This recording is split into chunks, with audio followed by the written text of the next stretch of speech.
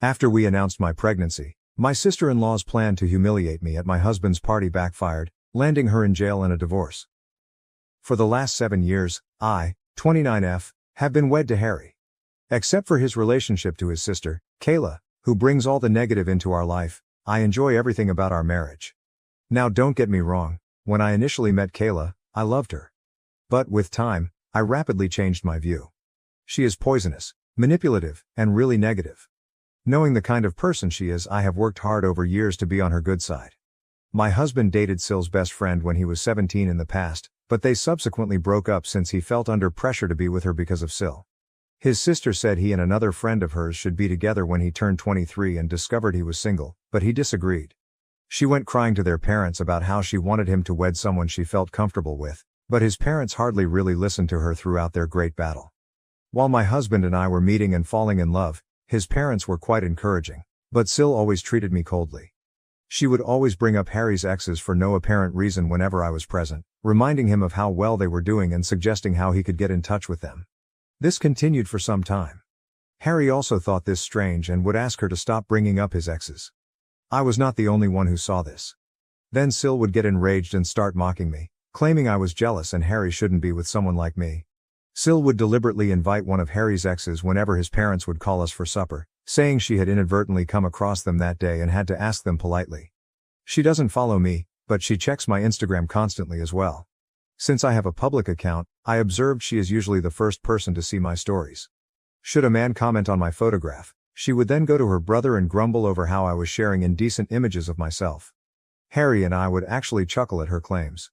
She persuaded Harry to split off with me when he and I agreed to live together, telling him I had many defects as a woman and that she could find someone far better than him.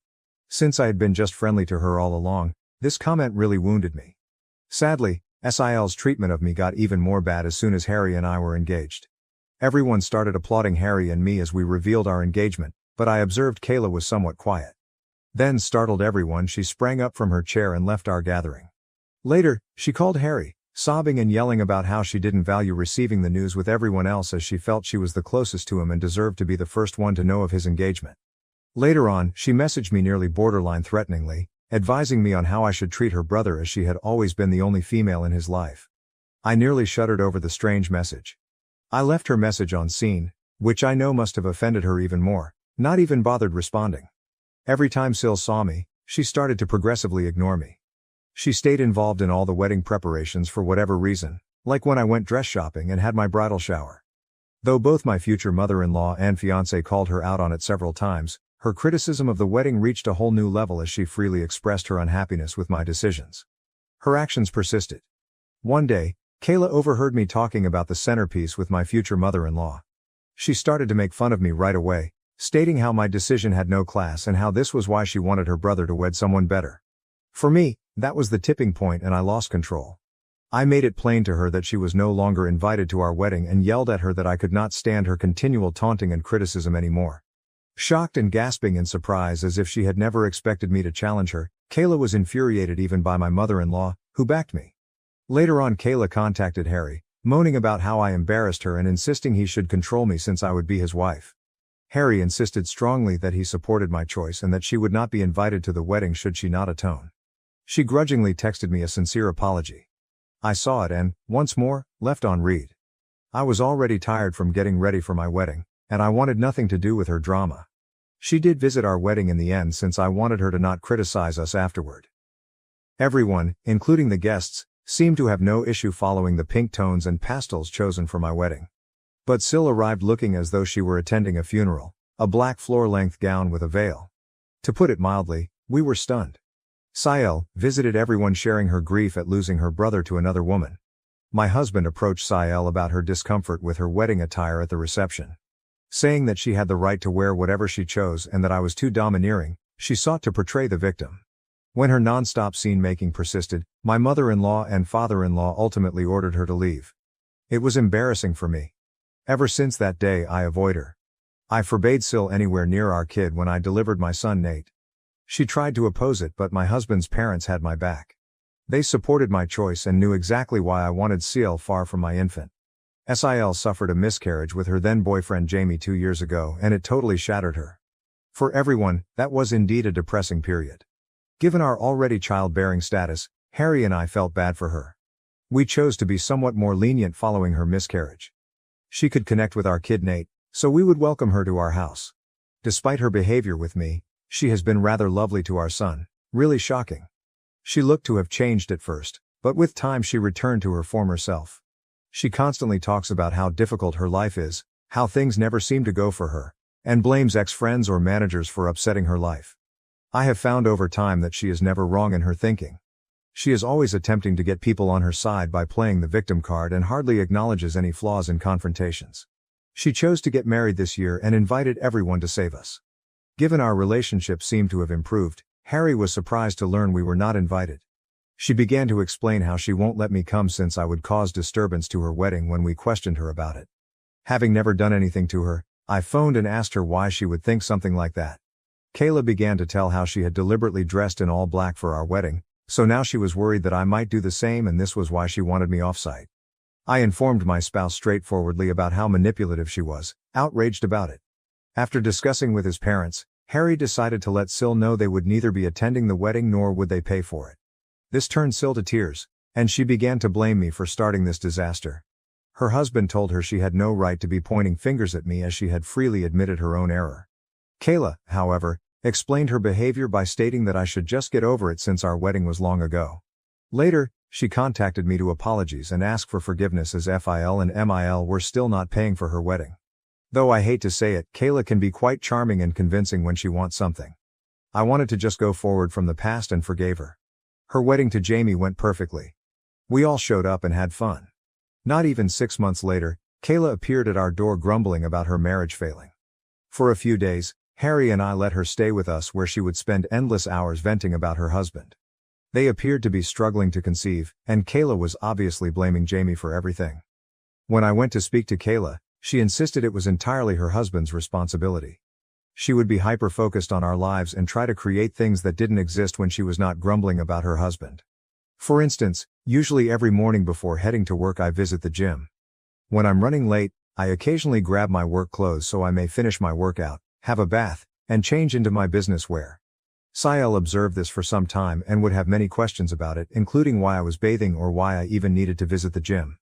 I didn't give it much thought and would tell her how I liked keeping my weight and how I disliked visiting the office all sweaty.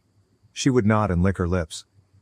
Mill was telling us about a friend of hers who was divorcing right at lunch. She left her friend's spouse and grabbed half of his assets after learning about his adultery with her. Sael stopped her abruptly to ask my husband whether he and I had signed a prenup before we were married. We paused to stare at her. We stopped eating. She glanced at my husband expectantly as if I hadn't even arrived. My husband told her straightforwardly that he is not someone who minces his words as he and I both made rather good money and we felt no need for a prenup. Sil snorted and began to say that he could be blindsided any day and that cheats abound today. Her statements offended me, therefore I asked her to clarify exactly what she meant. Sil then began to remark how I was obviously meeting someone as I was usually carrying change of clothing everywhere and that, as Harry's sister, it was her obligation to warn her brother. These were shocking remarks for me. Phil and MIL arrived right away to save her from continuing to fabricate such things and advised she shouldn't interfere with others' affairs. Without missing a beat, Sil continued to emphasize how she was only trying to be there for her brother and began to joke if our son Nate was indeed Harry's son since he didn't quite look like him. I swear I watched the redness of wrath on my husband's face. In my life, I never had seen him this enraged. Looking Kayla squarely in the eye, he informed her that she was not a mother yet as she did not deserve to be one and that her child would be better off in paradise than with someone like her. Kayla's lips hung in stunned disbelief. Mil and Phil simply watched silently as my husband left Kayla complaining about her being a shameless person trying to ruin everything since her life had nothing to offer. She was merely a loser, he informed her, doing nothing all day while her husband worked nonstop. He kept saying that since she was plainly projecting, she should focus on her own marriage instead of pointing fingers at me and asking about prenups. Reduced to tears, Kayla began to wail. Expecting comfort, she turned to Jamie, seated just next to her, but he never spoke. My husband never has this kind of mental collapse. She eventually got up from her chair and dashed into the toilet. My husband was boiling over.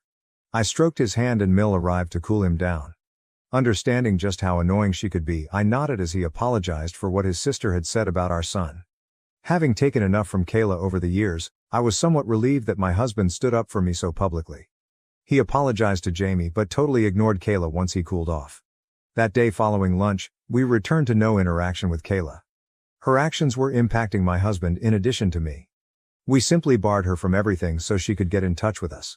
After lunch, Mil and Phil spoke with us and decided Kayla had gone too far this time. They could see how their usually quiet son had gone wild after Kayla had persisted in pushing him. We last spoke with her a year ago, and everything has been running without problems. 2 months ago I discovered what I was expecting. Given our lack of effort, this was quite unexpected. To welcome another family member makes my spouse and me blessed. We decided to let everyone know on my husband's birthday since we were waiting for the proper moment to do so. Wanting to honor Harry, Mil and Phil were throwing a great celebration in their lawn. Invited were our close friends and relatives. Sil chose to show her face after hearing about this from others. When we saw her, my husband and I staggered.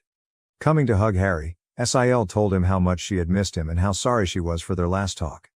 Taking my hand, my spouse advised his sister to be apologetic to me because she had pointed fingers at my character. Sil nodded, looked at me, then apologized. She informed me how she had been attending therapy for the previous few months and came to see how inappropriate it was for her to treat me like that. Though I disagreed with everything she said, I nodded as I wanted to be polite to her in front of everyone. Since this was a gathering for my husband, Mil and Phil checked in on us and informed us that should we feel uncomfortable, they would kick her out as they had no knowledge she would be arriving. Harry, however, insisted on not creating a scene, hence we decided to leave this go. It seemed strange as Sil was laughing and socializing with everyone during the celebration. She mentioned visiting a therapist, so I wanted to provide her the benefit of the doubt even though she appeared overly optimistic, completely not her nature. Harry spoke movingly about how he thought he was the luckiest man on earth, appreciative of yet another year spent with a lady like me, when it came time to cut the cake. What do I do for fun, His remarks Jennifer? made me flush with delight. As we were Just when we first regular-ass started dating shit. all those years ago, I couldn't help Went to but value the Disneyland. fact that my That was husband and tight. I were still intensely in love.